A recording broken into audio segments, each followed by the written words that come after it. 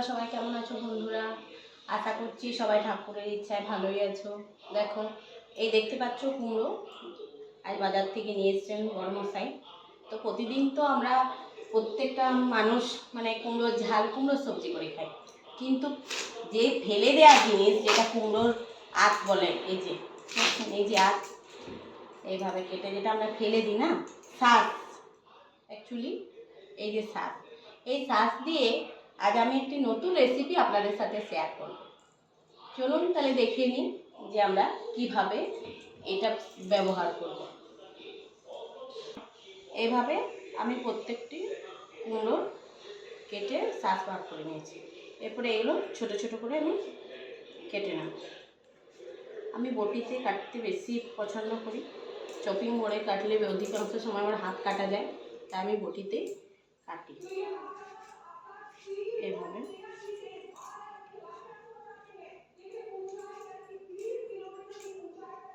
এটা আমি খুব ছোট করছি না, কেন এটা আমি মিক্সিতে বাটবো। এভাবে সব উপরে যে শাঁসটা, এটাও কিন্তু ফেলবো না, এটাও পরিষ্কার করে ধুয়ে দিয়ে দেবো। চলো, এভাবে আমি সমস্তটা কেটে নিয়েছি।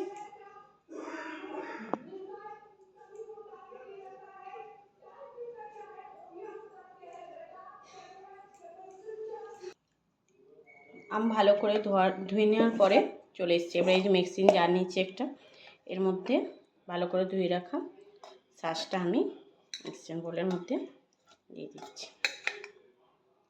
দেখো, তার সাথে আমি দুটো কাঁচা লঙ্কা দিচ্ছি, কাঁচা লঙ্কা, আর দেব পরিমাণ মতো লবণ, আর দেব একটু সাদা সর্ষে,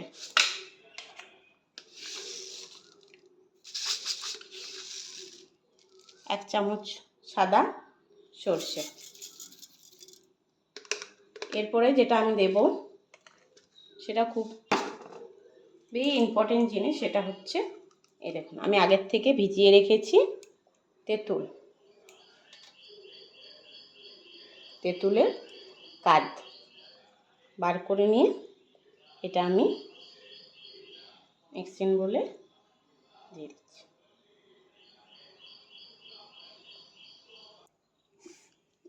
এই যে আমি চলে এসেছি পেস্ট নিয়ে, এটা আমি এরকম একটা স্মুথ পেস্ট তৈরি হয়েছে, দেখতে পাচ্ছেন।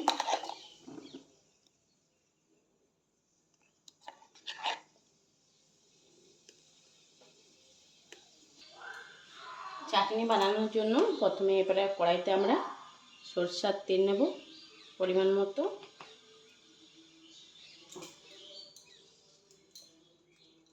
করে দিয়ে দেবো আমি একটা কাঁচা লঙ্কা, এই শুকনো লঙ্কা ফোড়ন, যেহেতু দুটো কাঁচা লঙ্কা দিয়েছি ওর বোলের মধ্যে, মিক্সিং বোলের মধ্যে,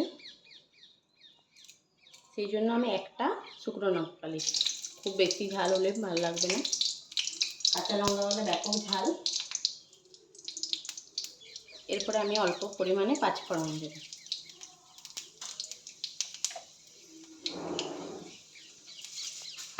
আর অল্প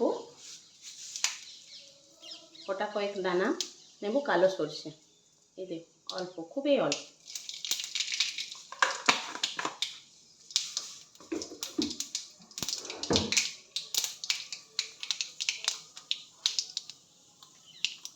তেলের মধ্যে আমি হলুদ দিয়ে দেবো। হলুদ দেওয়ার পরে এই যে পেস্টটা আমি ঢালবো, এটা খুব বেশি খেতে হবে না,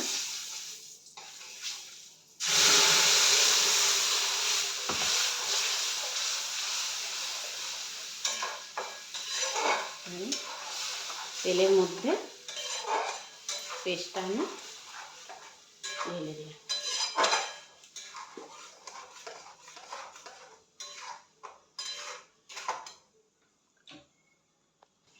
জারটা ধুয়ে আমি অল্প পরিমাণে জল দিলাম। এরপরে এটা এভাবে নাড়তে হবে, জলটা একটু মরে যাবে এবং জিনিসটা সিদ্ধ হয়ে যাবে, ততক্ষণ পর্যন্ত আমাকে এভাবে নেড়ে যেতে।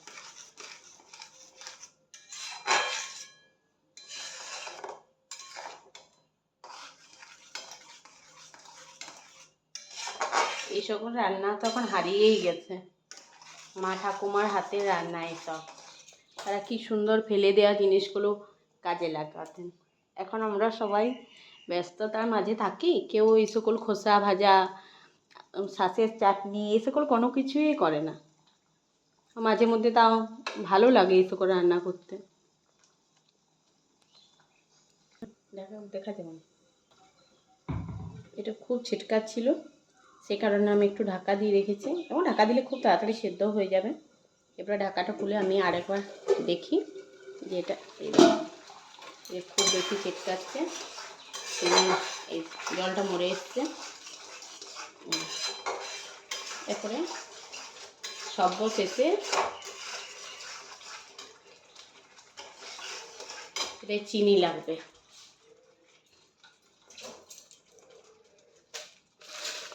এই চামচটা আমার অনেক বড়, আপনাদের সাইজ মতো চিনি দেবেন পরিমাণ মতো। আমি এটা 1.5 চামচের মতো দিচ্ছি, যেহেতু আমার চিনির চামচটা দেখুন আপনারা অনেকটাই বড়, এটার আমি 1.5 চামচ দিলাম।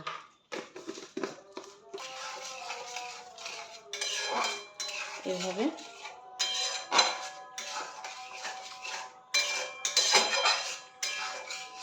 তার একটু শুকনো হওয়া পর্যন্ত অপেক্ষা করতে হবে, তাহলেই তৈরি হয়ে যাবে কুমড়ো শাঁসের চাটনি। খেতে কিন্তু খুবই সুস্বাদু।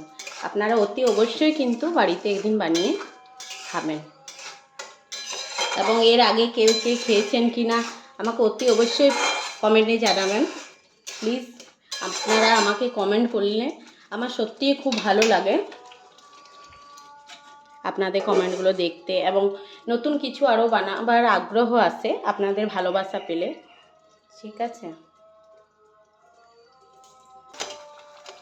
দেখতে পাচ্ছেন জল একদম মরে গেছে, প্রায় শুকনো হয়ে গেছে, একদম খুব পুরো হয়েছে। দেখছেন, এভাবে তৈরি হয়ে গেল আমার কুমড়ো শাঁসের তৈরি। এই অবস্থায় আপনারা গ্যাসটা বন্ধ করে দেবেন। হয়ে গেল আমার আজকে কুমড়ো শাঁসের চাটনি। ব্যাস শেষ করছি এখানে। টাটা, আবার দেখা হবে পরের ভিডিও নিয়ে।